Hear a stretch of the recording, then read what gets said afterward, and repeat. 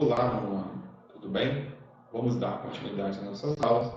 Na aula de hoje, nós vamos ter a nossa primeira aula sobre ditaduras civis militares na América Latina. Vamos lá.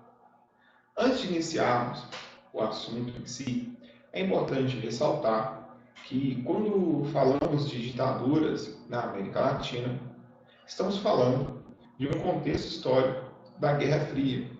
Guerra Fria, esta que estudamos no capítulo anterior, onde nós falamos com detalhes sobre o contexto geopolítico mundial, onde o mundo estava dividido entre os que apoiavam os Estados Unidos, capitalismo, e os que apoiavam a União Soviética, socialismo.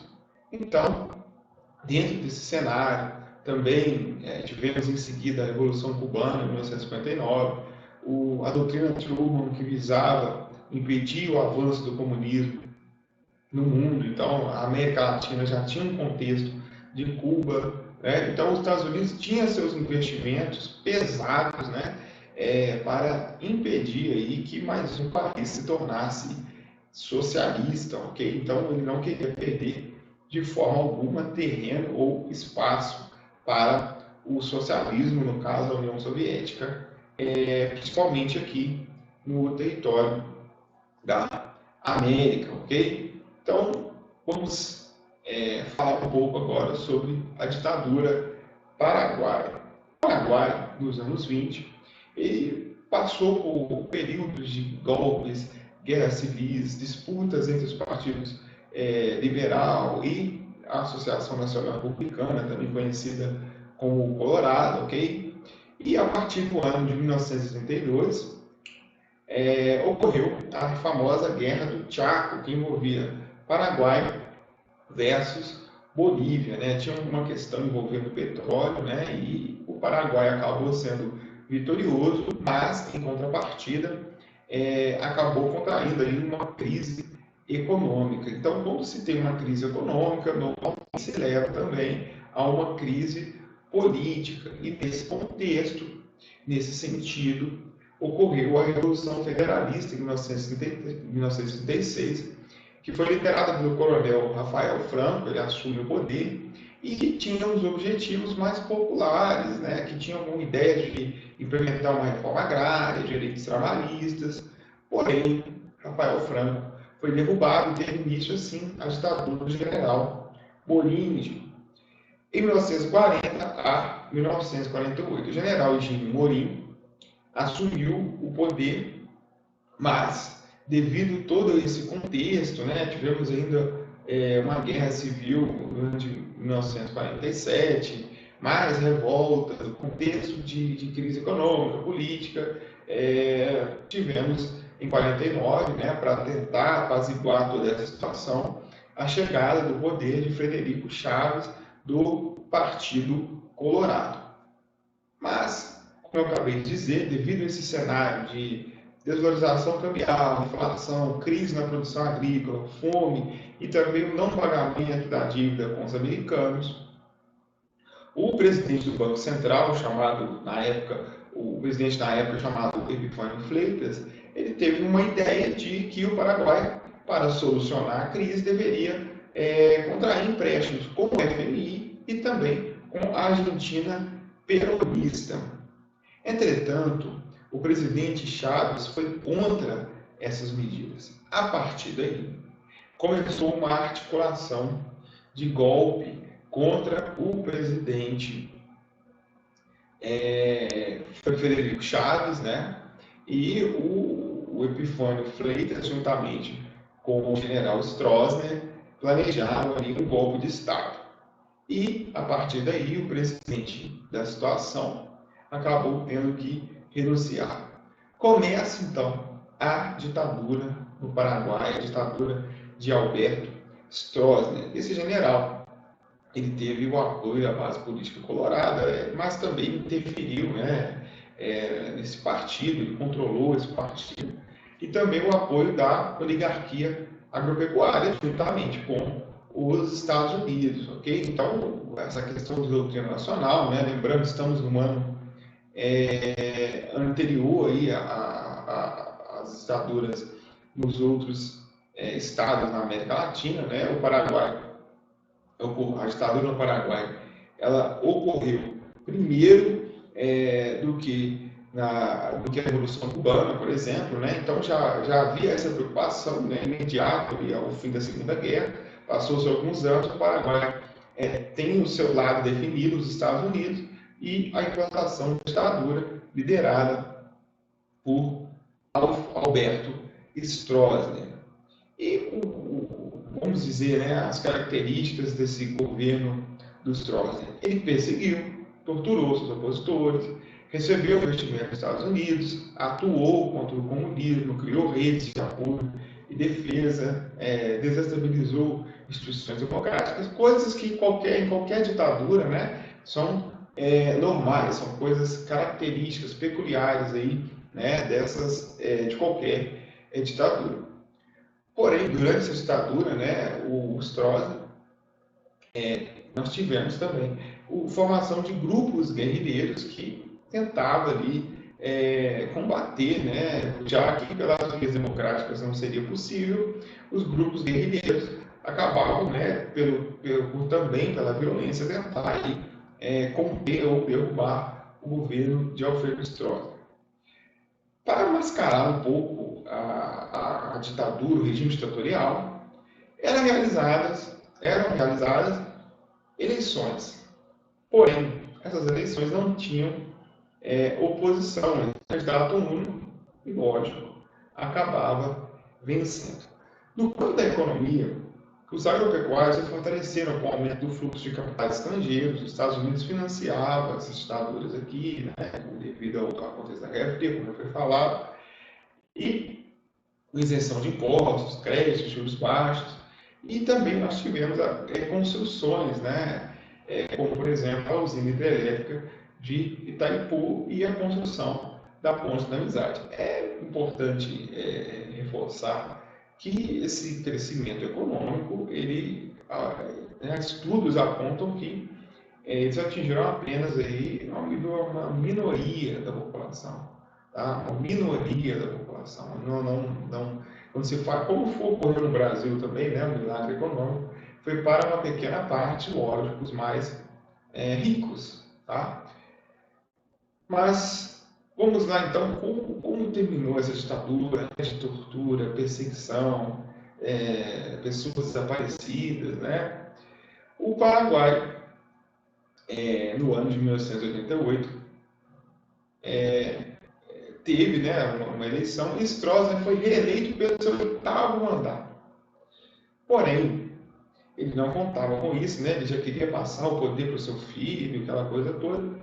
No ano de 1989, o general Rodrigues deu um golpe de Estado e ficou até 1993, quando um civil acabou assumindo o poder no Paraguai. Se for entrar em detalhe nas torturas, nas perseguições, né, do que ocorreu, são coisas pesadíssimas, cruéis, ok? Então, o Alfredo Stroessner, né, para quem quiser, Alberto Stroessner, confundindo aqui, Alberto Stroessner, para quem quiser aí pesquisar, né, sobre o que foi o governo do Stroessner, está aí, né, documentos, reportagens, né, de tamanhas atrocidades cometidas, né, por esse ditador, que não cabe falar, que até em função da idade de vocês aqui, devido ao peso, né, a tamanha crueldade, né, com que Stroessner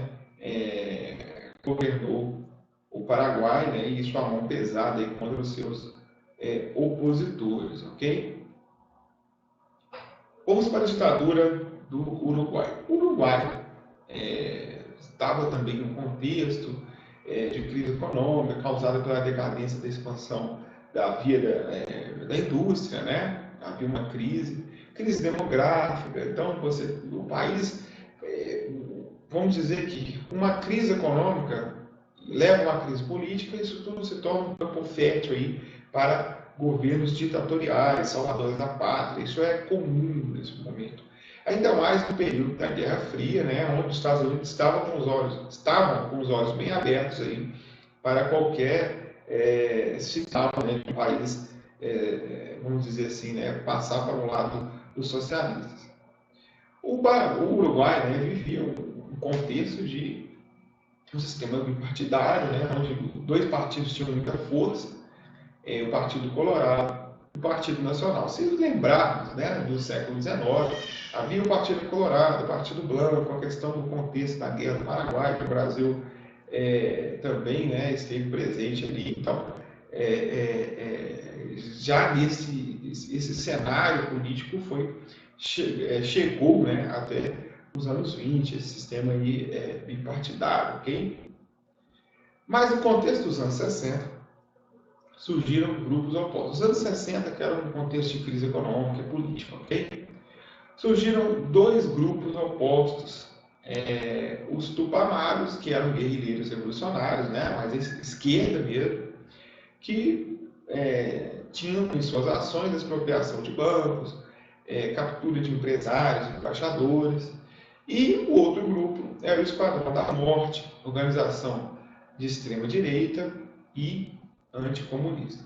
No ano de 1971, Jorge Pacheco Areco assume o poder em um contexto de crise econômica, política e social, como acabei de mencionar aqui, e com a ideia de tentar conter esses movimentos, né, esse extremismo, ele instituiu medidas, as chamadas medidas prontas, que era a suspensão de garantias individuais, né, uma instalação de um governo autoritário mesmo.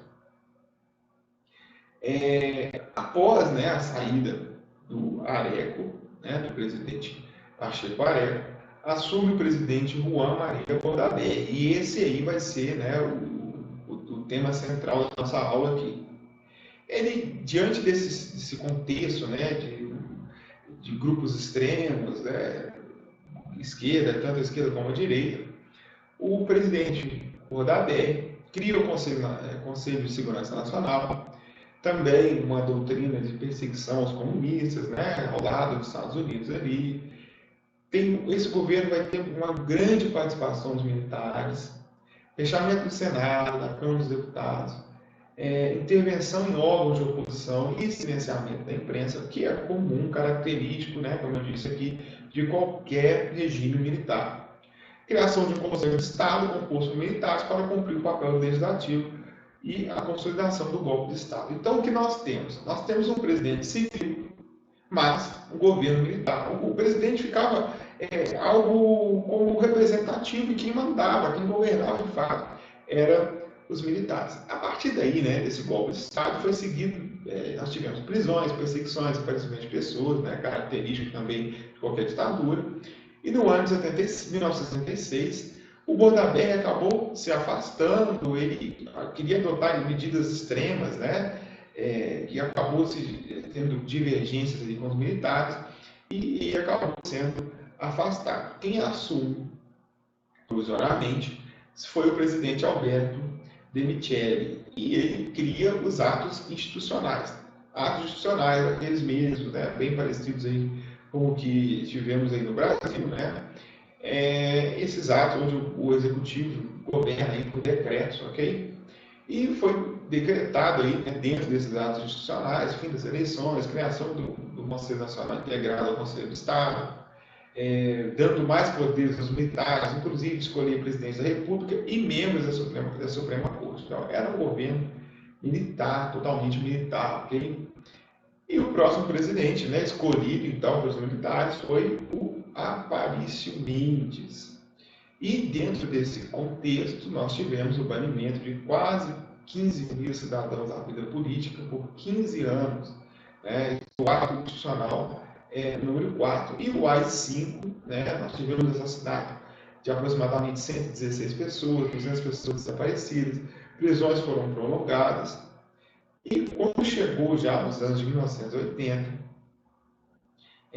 foi convocado um plebiscito, né, que eles queriam ter uma nova Constituição, uma Constituição que, dentre outras questões, tinha como validação de todos os decretos constitucionais propostos pela ditadura, criação de um tribunal de controle político nomeado pelos militares, com poder de destituir presidentes, ministros, legisladores, membros da corte, anular eleições e dissolver partidos políticos, eliminação do direito de greve, permissão para que as Forças Armadas exercessem importantes cargos no Estado sem que passassem por subordinação civil e submissão de civis, tribunais, militares. Então, chega para o povo e fala, vocês querem isso? Vocês querem assim? Vamos legitimar isso através de uma Constituição? E o que o povo fez? O 57% da população votou para que não, né, gente? Não. E a partir daí, né, já iniciou um início de contestação, né, uma possível transição aí para um processo democrático.